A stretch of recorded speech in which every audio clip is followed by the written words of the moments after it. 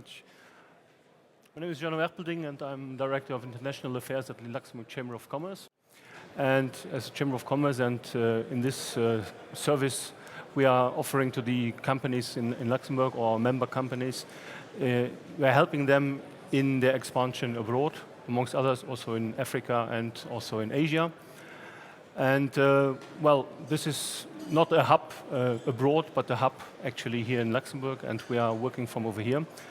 We have to work with partners on site, in the markets if possible, and for that we are relying on existing networks and also trying to develop other networks in the different countries. Thank you very much. And from the European countries, we go to Tunisia. Yes, I am Mokhtar Choueri. I am the General Manager of the Foreign Investment Promotion Agency, FIPA Tunisia, for Benelux. Foreign Investment Promotion Agency of Tunisia, main task is to promote Tunisia as a destination for foreign direct investment, and also to assist prospects and potential investors establishing their business in Tunisia. Thank you. Tunisia to China. Yes. Robert Gorish from the Benelux Chamber of Commerce, board member of the EU SME Center. The EU SME Center is an organization in China helping SMEs to enter China with practical information. We provide all kinds of publications, events on very wide range of topics. Many of our services are for free. Some of our more tailor-made services are paid for. And we helped or try to help SMEs making a lot of mistakes when they come to China, and we try to avoid that. Very good, and I would be willing to ask you if you succeed in doing this afterwards. Yes. From China, Senegal. Bonjour, Monsieur Ndoye Ibrahima. Je suis consultant marketing et je représente une société qui est en France qui s'appelle Promo Salon, qui s'occupe de la promotion des salons français dans le monde, et moi je suis le délégué africain sous-régional. Donc j'aide donc les entreprises à s'installer au niveau donc de l'Afrique de l'Ouest. Merci et bienvenue. From Senegal to India. Right, to India. EBTC, the European Business and Technology Center, is the equivalent of the EU SME Center in China. Focus is SMEs and doing anything we can do to create awareness about India, about the opportunities in India, about the challenges in India. So we provide a lot of market intelligence. We also have events and bring delegations. But very importantly, we spend a lot of time on identifying specific opportunities in India, as well as adapting technologies, solutions from Europe to India. And there's a lot of work that needs to be done there. It's often underestimated, and I think we'll talk a bit about that a bit later. Thank you very much, and welcome. And then we go back for a little while to China. Thank you very much. Yes, my name's Simon Cheetham. I'm the team leader for two European Commission funded projects, the China Help Desk and the Southeast Asian Help Desk. These are both free support services, so if you have a business and you're interested in doing business in or with China or Southeast Asia, then we can provide help with respect to your intellectual property rights. We can teach you the right way to do business so that you keep hold of that key asset, which is absolutely key to a company's profit, your own innovation, your own intellectual property. And as I say, we provide a free support service, and you are welcome to send inquiries to either help desk to ask for one-on-one advice as well. Thank you and welcome. And on a commencé avec le Luxembourg, on revient au Luxembourg. Oui, merci. Mon nom est Jean Schumer. Je suis responsable d'une petite entreprise s'appelant LEE, qui travaille dans le secteur des bioénergies, avec spécialité biogaz dans les secteurs agricoles, industriels, mais aussi le waste to energy, donc la valorisation des déchets organiques.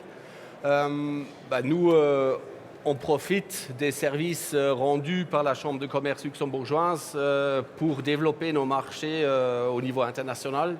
Actuellement, on travaille comme prestataire de services en Chine, en Inde, au Maroc, en Tunisie, et récemment, on a aussi reçu un contrat pour le Cap-Vert. Merci. Now, I would like to explore a little bit what is your experience in offering the services that you do, that you offer in the respective regions and in countries you are operating in, and trying to find out what are the major value that are delivered by these business hubs in those markets. And we have also a testimonial, a business representative that will tell us afterwards if they do find an opportunity in addressing requests to those organizations. Now, the first question I would like to ask to you from the Luxembourg point of view.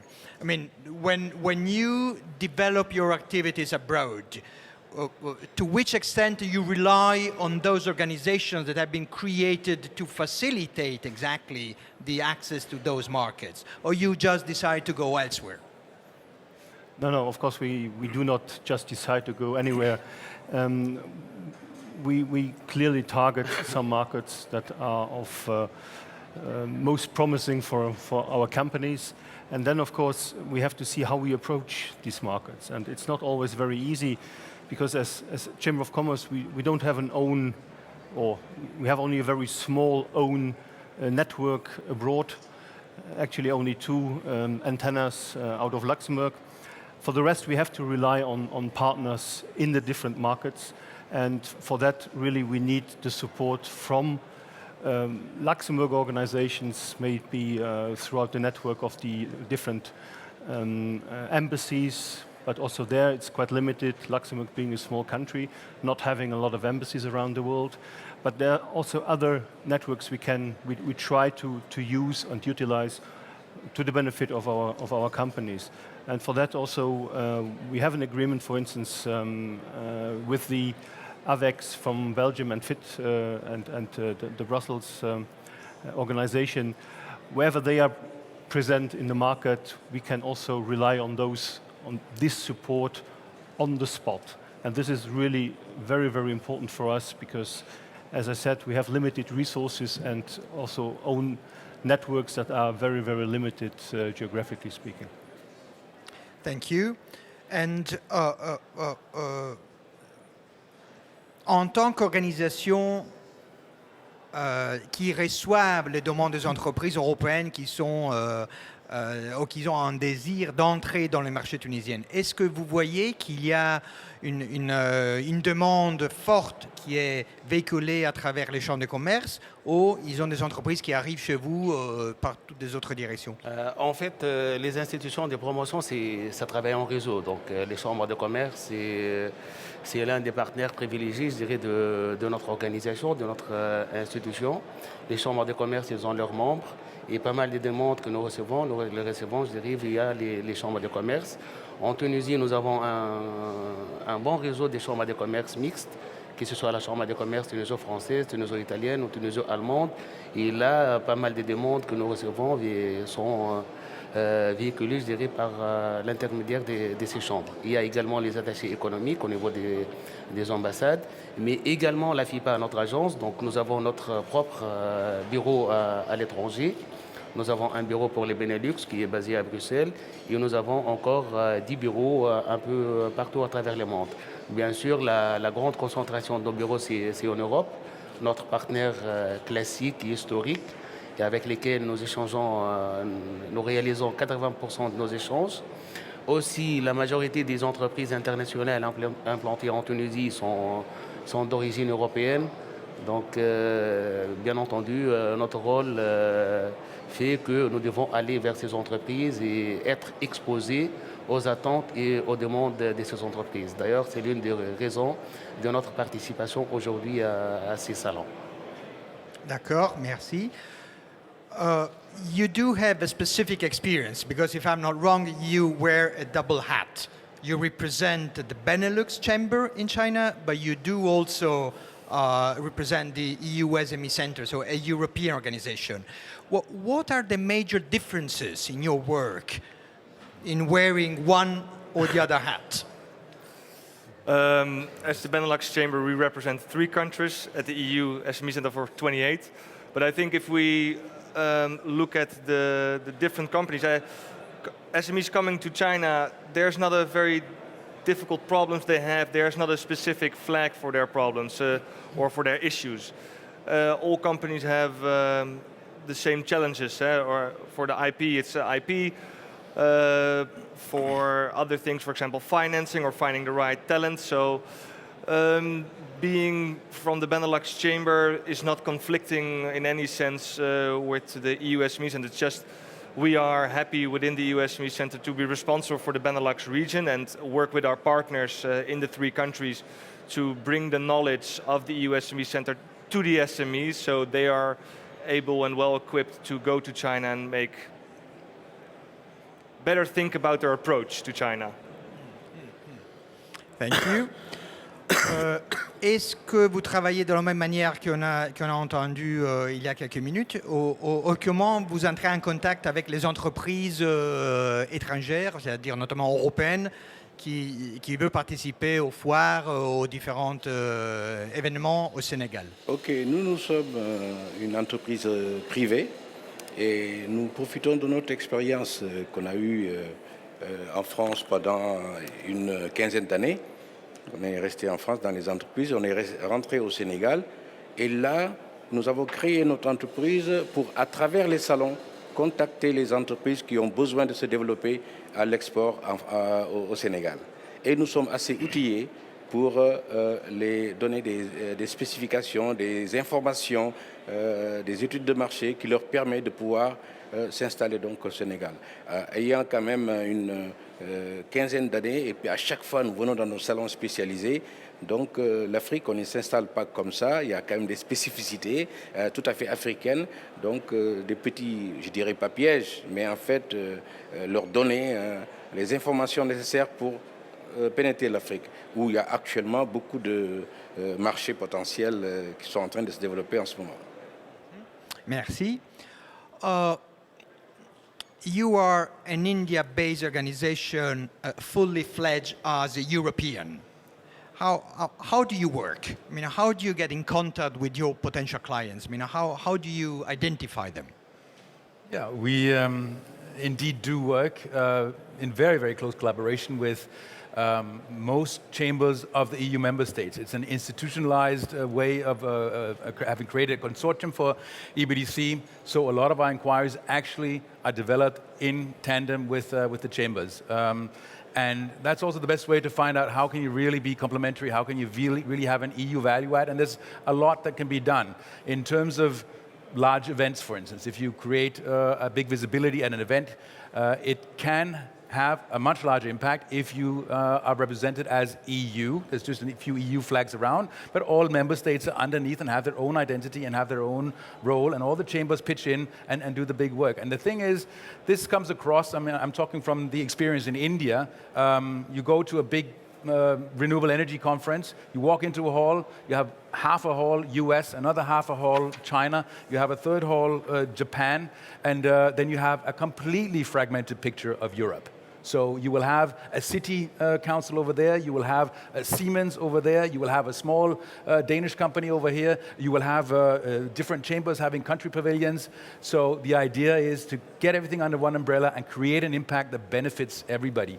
And in terms of specific services for SMEs, the EU member state chambers, they're very, very well represented in India because it's a big market. It promises a lot of opportunity. There's a need for addressing the challenges that are there.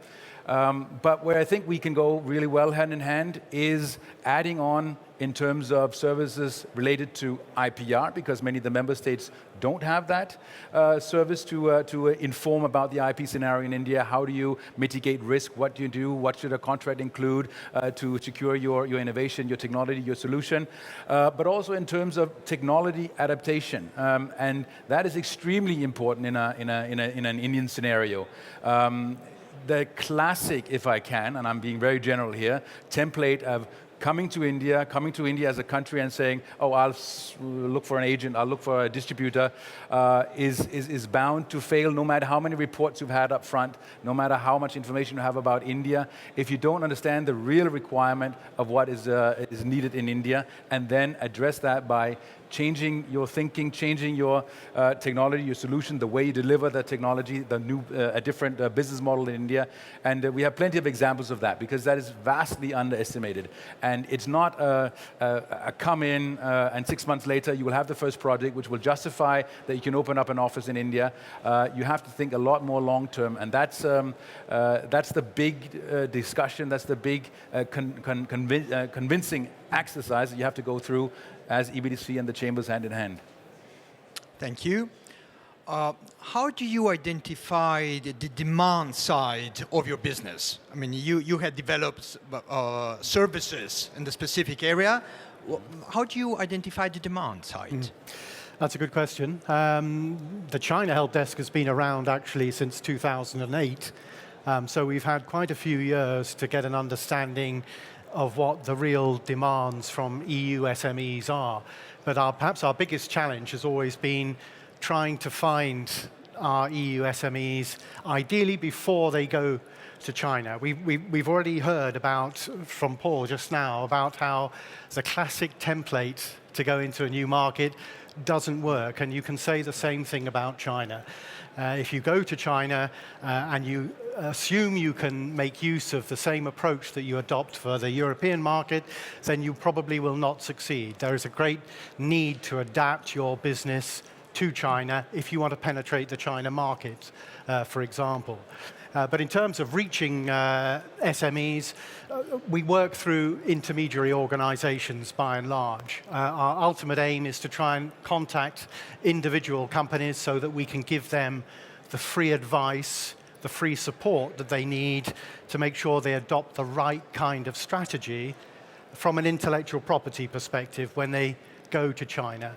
A classic example is often that companies forget that they need to register their brands in China. They go to China assuming that they can perhaps start marketing or selling their products, or perhaps going to source their products from a distributor there.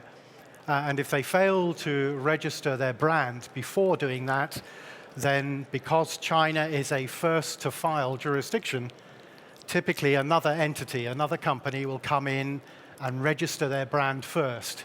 And that's a big problem, and we often see that. So our aim is to try and get this kind of advice, whether it's brand names, whether it's on other intellectual property, whether it's on the need to use contracts and non-disclosure agreements when looking to work with partners in China. These are the kinds of issues that we aim to address. And I think by and large, if we reach SMEs early enough, we find they stand a much better chance of succeeding in their business efforts in China. Thank you. And now we have a reality check. Vous êtes notre témoin. Quand vous décidez d'accéder à un marché à l'extérieur, combien de fois vous avez utilisé les services qu'ils ont offerts par ce type d'organisation? Ça, c'est méchant, hein? Oui.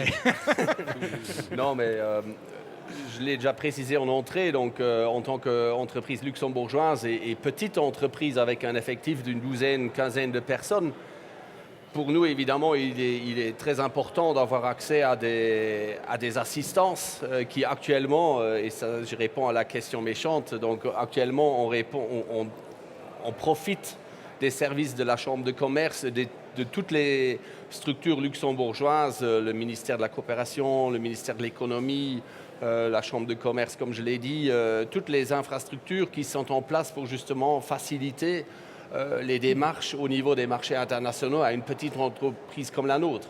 Un exemple qui a été cité, c'est la participation par exemple à des foires internationales, à des stands collectifs où le Luxembourg est représenté, où différentes entreprises luxembourgeoises sont représentées en commun, et ça crée évidemment une toute autre visibilité que si notre petite entreprise avait un petit stand dans un petit coin d'une exposition de 10 000 mètres carrés, donc ça n'a pas de sens. À côté de ça, donc, il y a le Luxembourg qui organise énormément de missions économiques, des journées d'opportunités d'affaires. Ils ont beaucoup d'infrastructures aussi pour sécuriser les démarches au niveau des marchés internationaux, les assurances Euler Hermes, ici organisées par l'Office du Croire, Coppel.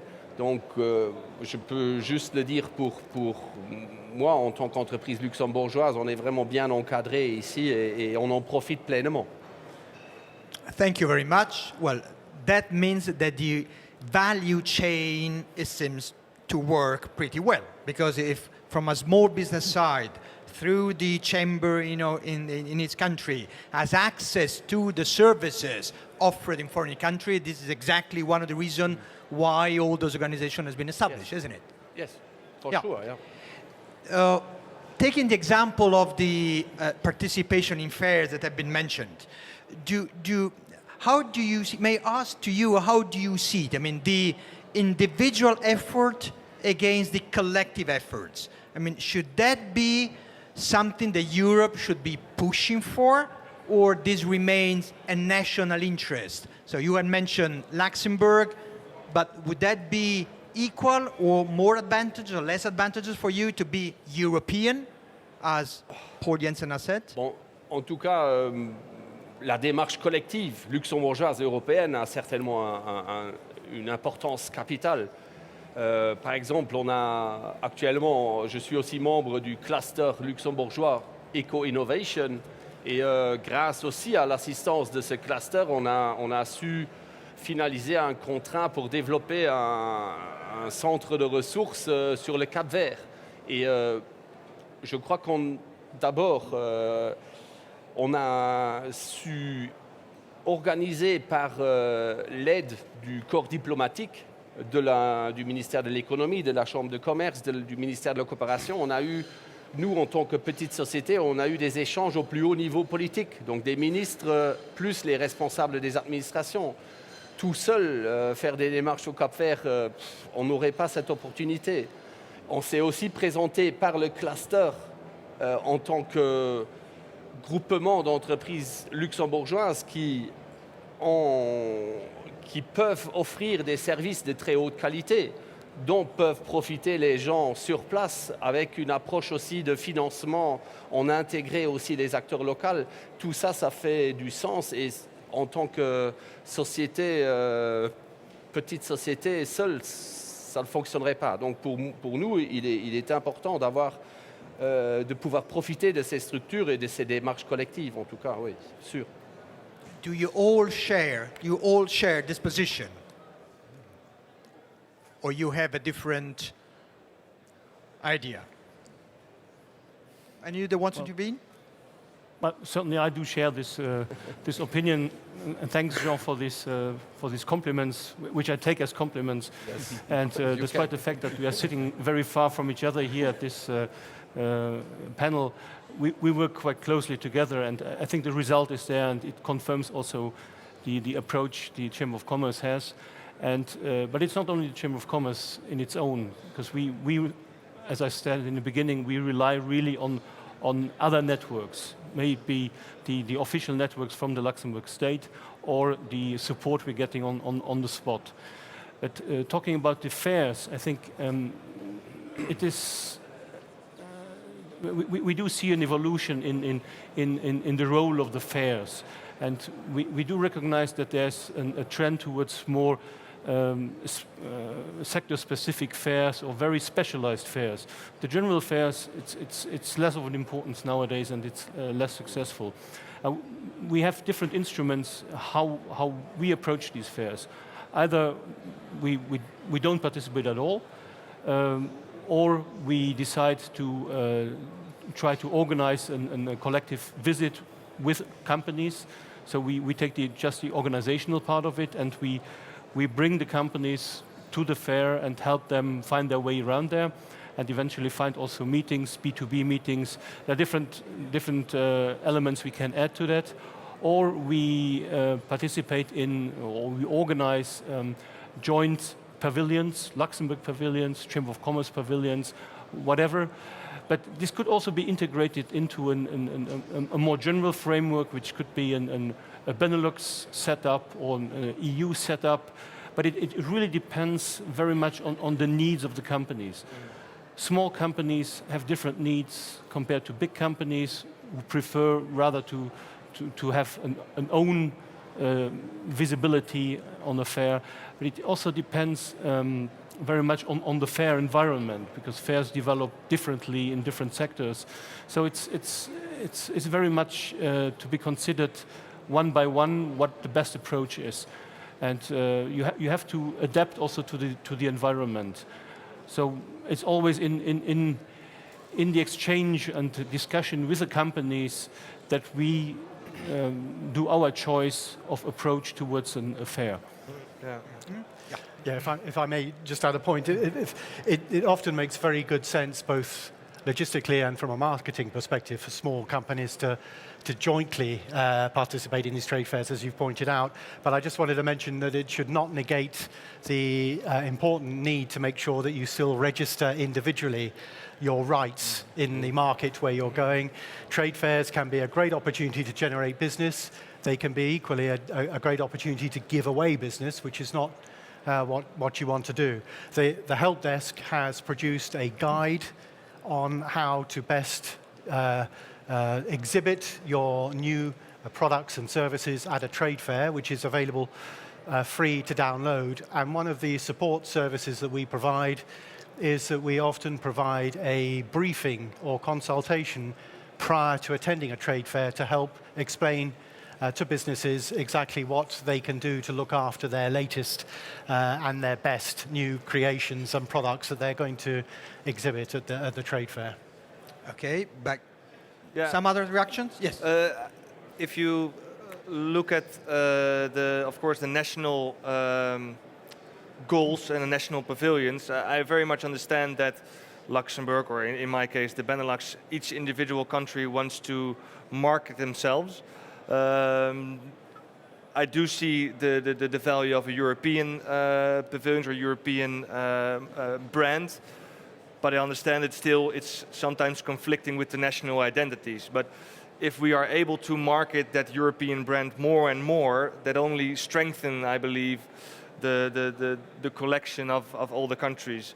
And I think with the EU SME Center, we have a lot of services that we can provide to national pavilions or the companies that are part of national pavilions before they even go to these fairs, through webinars, through seminars, where we can really engage with the companies coming and prepare them well.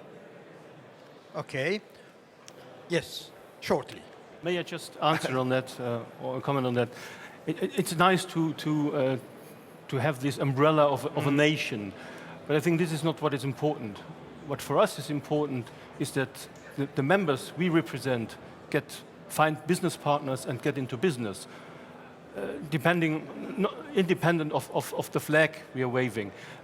Maybe European, Benelux, Luxembourgish, it doesn't really matter.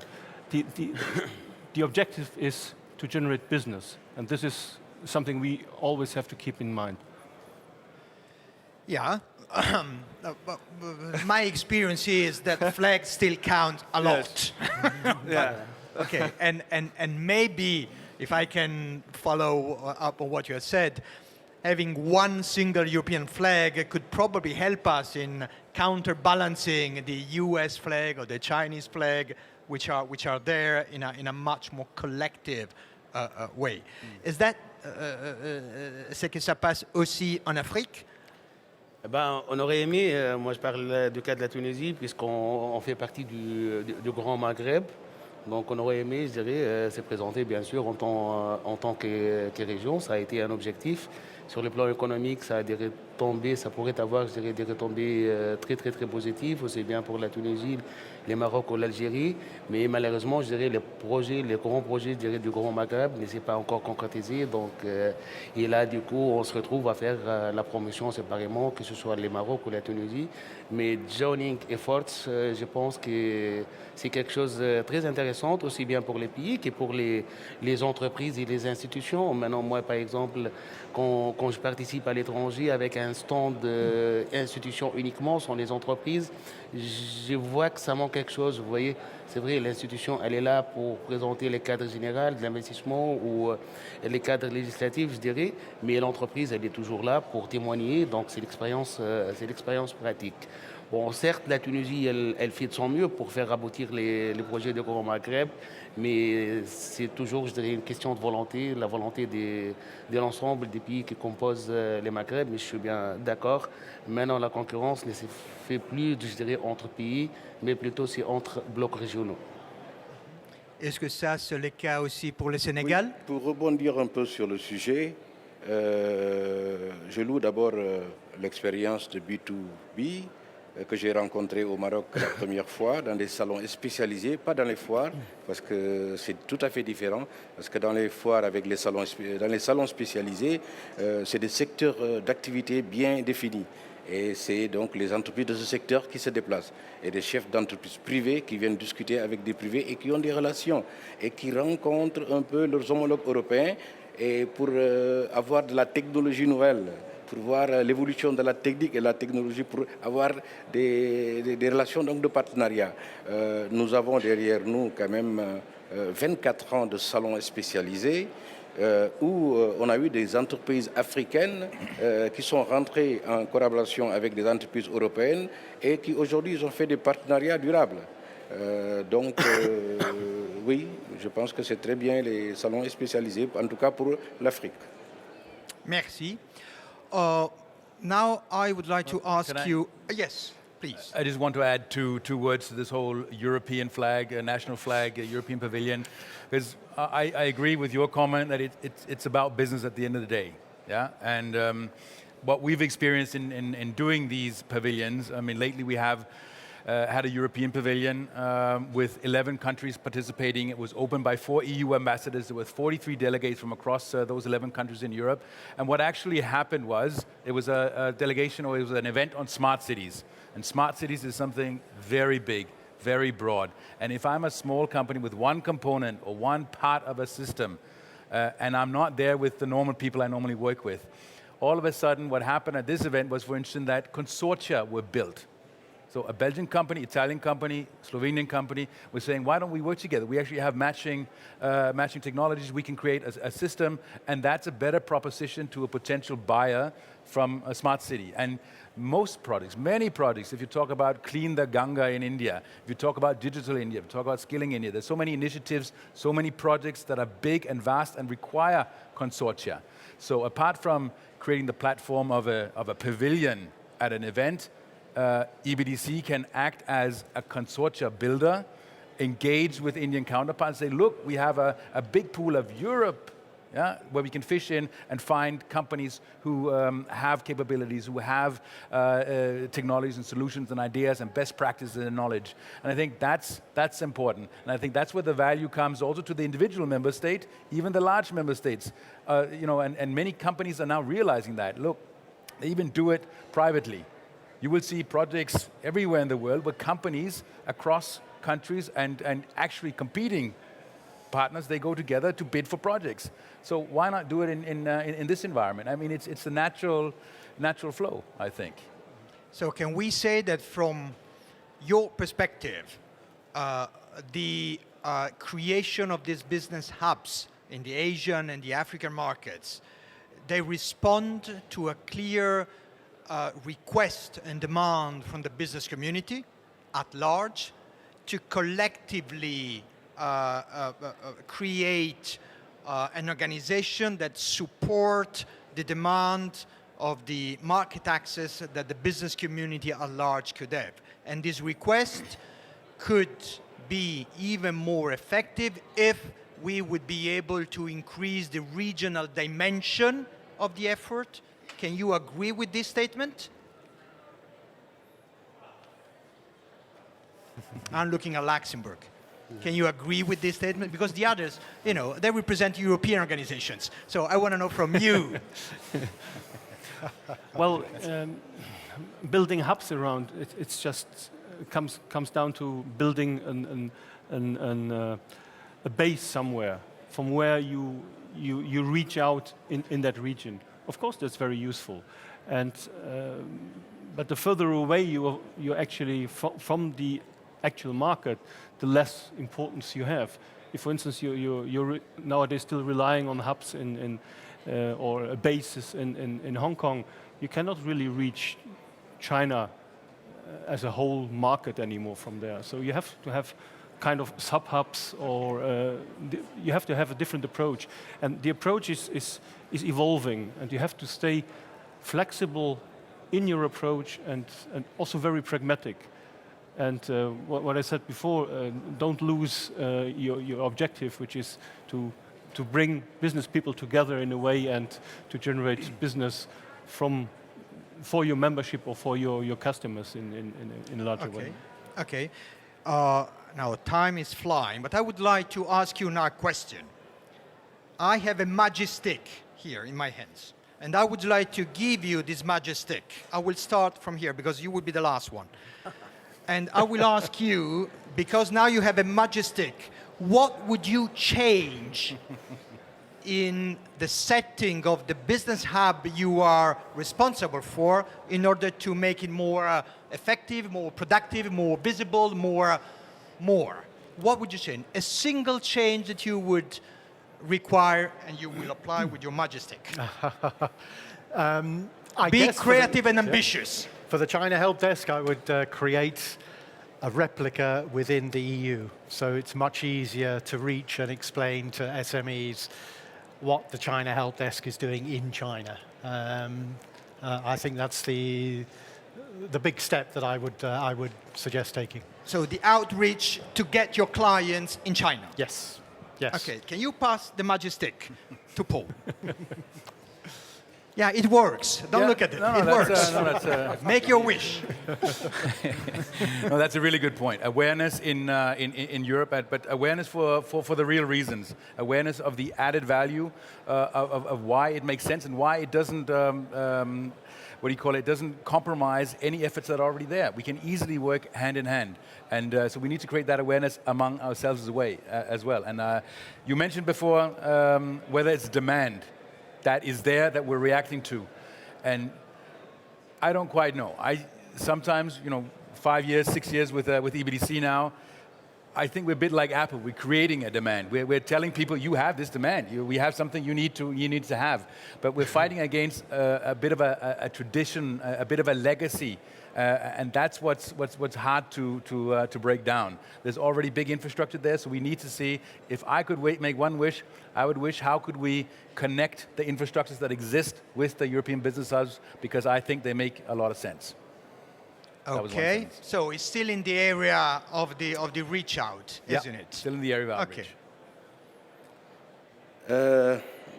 En tant qu'Africain et Sénégalais, en fait, c'est à mon gouvernement, je demanderai justement de mettre en place des structures qui permettent à ces chefs d'entreprise privés de pouvoir justement assister à ces genres de forums, de foires et justement de salons spécialisés qui leur permettent vraiment, en tout cas avec mes 24 ans d'expérience dont je vous ai parlé, j'ai vu plein de relationnels, j'ai vu plein d'entreprises créées et nos États n'appuient pas dessus un peu sur l'accélérateur pour permettre aux privés de pouvoir avancer un peu plus. Parce qu'à mon avis, il y a quand même du potentiel en Afrique avec le développement. Mon ami tunisien disait tout à l'heure qu'il travaille avec la Chambre de commerce, mais nous, on se sent un tout petit peu esselés en tant que privé pour pouvoir drainer ces mondes dans les salons et leur ouvrir des opportunités. Et est-ce que vous faites référence à un manque de soutien financier ou un soutien de quel... Non, c'est même pas un soutien financier, mais c'est un soutien d'organisation et de logistique. Voilà, c'est soutien d'organisation et de logistique. Parce que le travail que mon équipe et moi faisons depuis donc 24 ans est né d'une idée personnelle. Parce que quand j'ai fait une quinzaine d'années sur le continent et que je suis rentré donc au Sénégal, et j'ai voulu effectivement mettre en place une structure qui permette à ces jeunes entreprises de pouvoir prospérer à l'étranger, d'avoir la technologie nouvelle et de pouvoir les appliquer donc chez eux. Parce que le développement donc de l'Afrique se fera par nous et par personne d'autre, mais avec ceux qui ont de l'expérience pour travailler avec. Et je remercie en passant d'ailleurs la Chambre de commerce. À cause d'eux, je suis ici. Parce qu'ils se promènent un tout petit peu partout dans les salons, ils me rencontrent bien sûr, et c'est là qu'est née cette collaboration que j'ai avec la Chambre de commerce de Luxembourg. Je le représente depuis 3 ans en Afrique et au Sénégal. Très bien, merci. So, you have the magic power now. Yeah. The first thing I will do is go to China and copy it to have more magic sticks. But then I will probably have a problem with the IPR help desk. But I think what the goal is to plant the seed in every entrepreneur or SME to, when they think of going to China, they will think of the EU SME Center, or in that sense, the IPR help desk. We see so many companies already in China and meeting us, and they have a problem. They said, if I only knew that earlier. And I think then the outreach is very important. There is so much information already available for companies, but it's for the companies to find us. And it's, I think, the task of the hubs, together with its partners, to really work on that outreach and to when they have when the entrepreneur has an idea of going to China, that they think the EU SME Center or the IPR Health or the EBTC. I think that's the most important. So I would try to plant the seed in every SME. Okay, and how can you accomplish this wish? I mean, is it a question of money, resources, visibility? I mean, what would you ask? More money? Would that be enough? I don't think it's more. I don't think it's more money is always nice to have, but it needs to be used effectively. One, I think, is already working together closely with the intermediaries, chambers of commerce, and educating or sharing information on what is happening in China, what are the problems or what are the challenges, what are the opportunities, and they then can refer it to the companies they meet. So it's a lot of also. Good visibility, good marketing of your hub itself. I think that's most important. Okay, thank you very much. Thank you. Majestic. I have the power, so. You have the power. Mais si, bon, moi je vais faire, bon, bien que je parle en français, mais je vais faire rappel à un proverbe américain qui dit en fait, do good and talk about it. Donc, si je prends les cas de la Tunisie, bon, de par sa situation géographique, donc elle est déjà dans l'obligation ou devant le fait de servir comme hub pour aussi bien l'Afrique que pour les marchés limitrophes, d'accord, qui sont l'Algérie, le Maroc ou la Libye, l'Égypte. Ça, c'est la position géographique. Également, c'est dans notre discours à nous, dans la promotion de la Tunisie, on avance généralement, je dirais, cet argument pour aider les entreprises étrangères à considérer la Tunisie non seulement en marché, mais également, je dirais, comme base des productions ou d'exportation pour la région. Tout ça, c'est bien, mais il reste à faire quand même des investissements, surtout en matière de connectivité. Donc, qui dit hub, dit des liaisons aériennes, dit des liaisons maritimes. Et là, il y a des gros investissements, je dirais, à faire pour que la Tunisie sert réellement de hub, tel qu'elle le souhaite d'ailleurs, et tel que les entreprises internationales qui visent la Tunisie le souhaitent aussi. Ça, c'est très intéressant parce que vous demandez quelque chose, pas pour vous et pour votre organisation, mais pour votre pays. Voilà, pour les pour pays. Être capable de le mieux vendre voilà, à l'étranger. Et pour les partenaires potentiels de la Tunisie également. Voilà. Très bien, merci. The Majestic. Okay, thank you. So the title of today was covering actually two areas, Asia and Africa. And after all, I have the impression we didn't talk so much about Africa. But Africa is one area I would use the stick for from the point of view of the Chamber of Commerce from Luxembourg, because we do have we do sense a lot of potential in that market, if I may talk about market as a whole. But our experience so far, our knowledge about the market is very much limited towards more the Maghreb and South Africa. In between, there's a lot to do. Sub-Saharan mainly. Sub-Saharan, but unfortunately, we don't have really yet found the right approach to these different markets, which are all of them somehow different again. No? But we would really like to develop that. First, we need to convince ourselves. Then we have to convince also the companies that there is some potential for them. And then we have to approach these markets, and this is what we are trying to find out now, what is the best way to get into these markets for the benefit of the companies in these markets, but also for our own companies. We have had some good results in the margin around there, so Cabo Verde or Maghreb and South Africa, fine, but in between there's a lot to do. And I would use a stick for that. Very good. Thank you very much. Now, before I give the floor to our business testimonial, there is any second thoughts or second wish that you want to express that just came to your mind after this round of wishes, desires, anything even more specific? Your wishes will be delivered to the government, to the leaders of the chambers, to the European organizations and European institutions. So any second thoughts that you want to express? No second thought. You have one. Yeah, just one very quick point. I would. Yeah, but you had to work. I need the wand. You had to hold the stick, otherwise it doesn't work. I would like to see a way to incorporate the knowledge that Robert was talking about within the education sector, even before people step out of university or tertiary education into their entrepreneurship. So that they have some awareness of intellectual property and internationalization and are able to better accomplish those goals. Okay, that means not only a wish which is simply directly to the organization, but the entire way through an entrepreneur has to educate himself should be including the reference to the center, isn't it?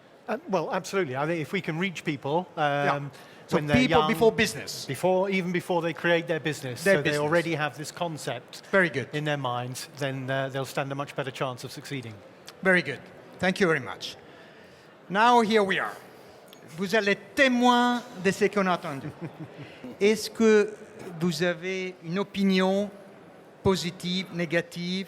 Est-ce que vous croyez que ce qui était exprimé maintenant, ça demande un travail avec les gouvernements, avec les organisations, mais à la fin de la fin, est-ce que les entreprises comme la vôtre, est-ce qu'elles vont bénéficier de tout ça?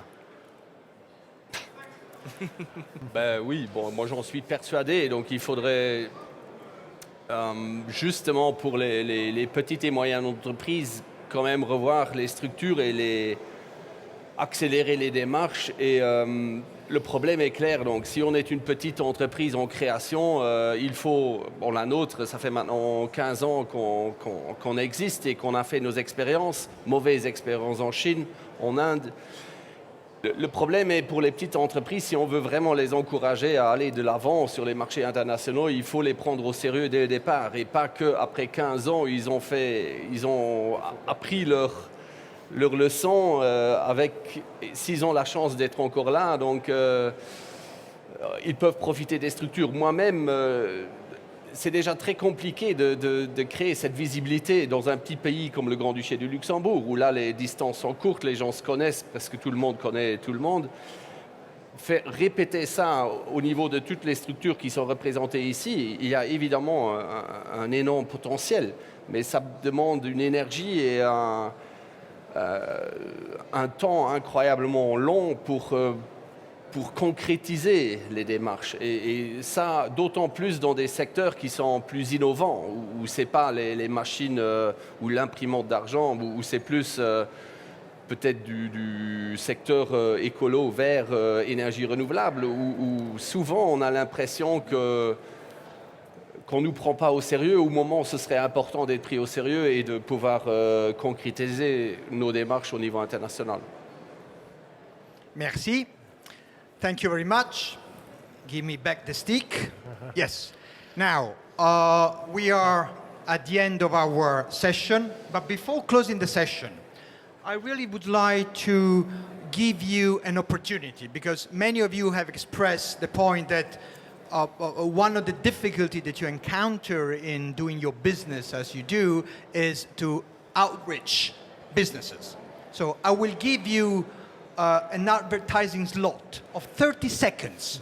You are on international platform, you are on TV, your call will be disseminated and broadcasted all over Europe. So you have 30 seconds to make your call for the businesses to come to your organization. May I start from you? Absolutely, thank you. Yes, please go to www.chinaipr.helpdesk.eu. And there you will find access to all the great information and support that we can provide free of charge. And it also gives you the opportunity to make an individual, anonymous, confidential inquiry and get free support and advice from a panel of over 80 experts who specialize on intellectual property and on China and on different industries. So great resources. It's already paid for. Please make use of it. Thank you very much.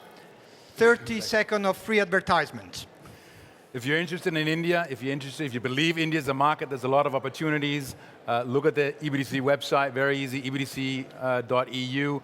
Have a look there, understand a bit about the challenges. Your first starting point could be the free-to-use e-learning course on doing business in India, a lot of the soft stuff there. But take contact to us. We will take you seriously, no matter how small or how big you are, what your interest is.